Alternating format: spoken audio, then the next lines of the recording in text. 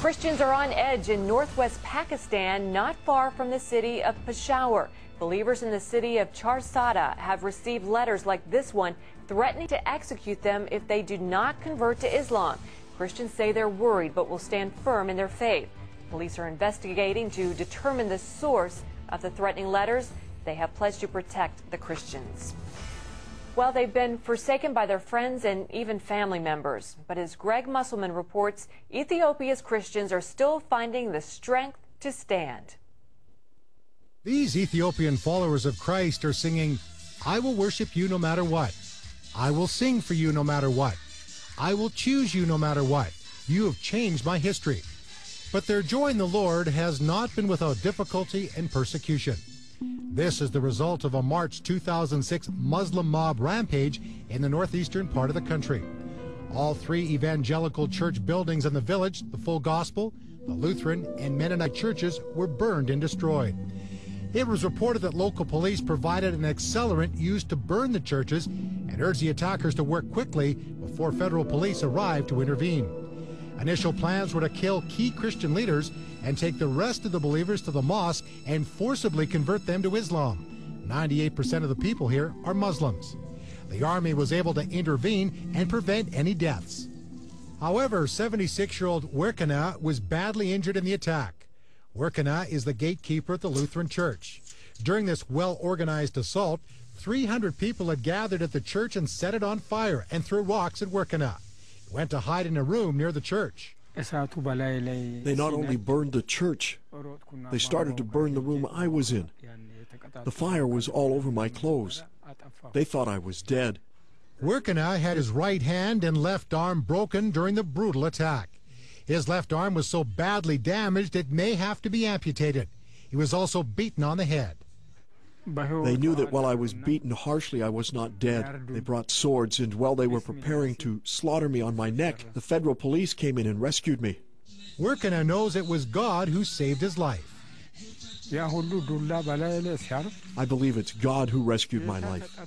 They were beating me with a stick and also with stones. There were many people in the compound, but God was overshadowing me and covering me by his hand. Otherwise, I would have died. Werkena is back at work and says he hopes the Lord gives him 76 more years to serve him.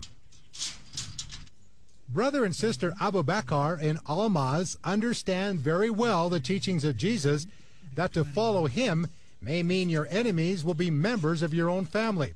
They were chased from their home by their father during the 2006 attack on Christians in their village. Jesus says, "I came to separate a child from his father. This word has been seen in my life. Our father says, you are not our children anymore." He canceled his fatherhood responsibilities. Abu Bakr was an Eritrean soldier and a Muslim before coming to Christ in 2000. He came to Jesus after reading the Bible following his capture by the Ethiopian military and put in a prison camp. He says he had been searching for truth for many years and finally found that in Christ. 18-year-old Almaz had two dreams about Jesus, and along with a testimony and changed life of her brother, also left Islam to become a Christian in 2004. Up until the mob attacks, their Muslim father, who had tolerated their Christian faith, turned on them. They fled to another village. When we were chased out, we went directly to the church. We were by ourselves. We were very lonely. That was painful. Abu Bakr and Almaz have since returned to their village. We are very fearful. Our friends who are fundamentalist Muslims and our parents threaten us, threatening to kill us, to eliminate us. Each and every hour, every minute, we are living in fear. Abu Bakr and Almaz are no longer without a place to live, thanks to the Voice of the Martyrs Canada, for which they are very grateful. My happiness and joy is so great to know that there is somebody who cares for me, who prays for me. Full Gospel pastor Alaling says in spite of threats of further attacks, it's important and encouraging for Christians here that these church buildings are reconstructed. The Lutheran Church has been rebuilt. The Mennonite and Full Gospel churches were in the process of putting up new structures when we visited. One of the positive outcomes of the persecution is the unity of the church. The three local congregations often come together for joint services and fellowship.